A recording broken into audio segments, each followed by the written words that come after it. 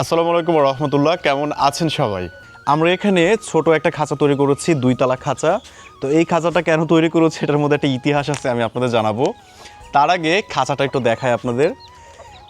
এটা হচ্ছে এভাবে খোলার পরে দেখেন একটা মুরগি এবং মুরগির সাথে অনেকগুলো বাচ্চা আছে এখানে। হ্যাঁ, তো এভাবে হচ্ছে উপর তলার মধ্যে আপনারা একটা কুচে মুরগি বাচ্চা সহ রাখতে পারবেন এবং নিচের যে তালাটা আছে এই নিচের তালার মধ্যেও আপনারা একটা মুরগি বাচ্চা সহ রাখতে পারবেন। আমি এটার মধ্যে হচ্ছে পুকির বাচ্চাদেরকে রেখেছি, দেখেন বাচ্চাগুলো এভাবে থাকে।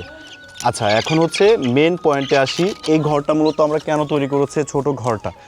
তো এটা হচ্ছে আমরা দেখতে চেয়েছিলাম এই ঘরটা কি আসলেই ঠিকঠাক আছে নাকি। এরকম একটা ঘর আমাদের কাছে অর্ডার আসছে। তো অর্ডার আসার পরে ওই ভাইয়া বলেছিল, মানে যে মাপটা দিয়েছিল, তো আমরা সেই মাপেই তৈরি করেছি। উনি বলেছিল যে ভাই এই মাপেই হবে। আমি বলেছিলাম ভাইয়া আর একটু বড় দিতে হবে, এই মাপটা অনেক ছোট হয়ে যাবে।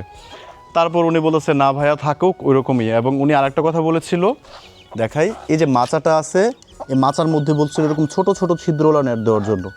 তারপর আমার কাছে মনে হচ্ছে যে ছোট ছিদ্রগুলো দিলে তাদের মল যেগুলো আছে মলগুলো বেঁধে থাকবে, মলগুলো নিচের ট্রের মধ্যে পড়বে না।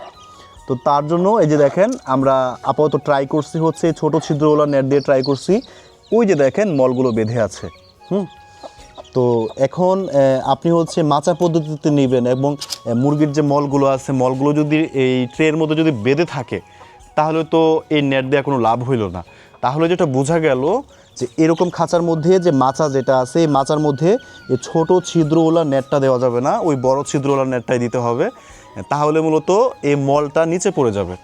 এখানে একটা জিনিস দেখাই আমি আপনাদের, এই যে দেখেন মানে কত ছোট একটা মল, এই মলটাও দেখেন বেঁধে আছে, এটা কিন্তু নিচে পড়ে নাই।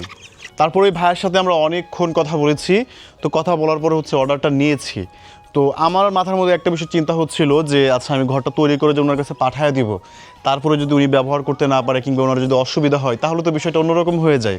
সেজন্য আমি করেছি আমাদের এখানে নষ্ট পচা যত কাঠ আছে ওই সমস্ত কাঠ দিয়ে আমরা হচ্ছে এই খাঁচাটা তৈরি করে ফেলছি, মানে বোঝার জন্য যে উনি যেভাবে বলেছে সেভাবে কি ঠিক আছে নাকি। তো এখন যেটা বুঝতে পারলাম যে না, ভাইয়া যে ইয়াটা বলেছে এটা কোনোভাবেই ঠিক নাই।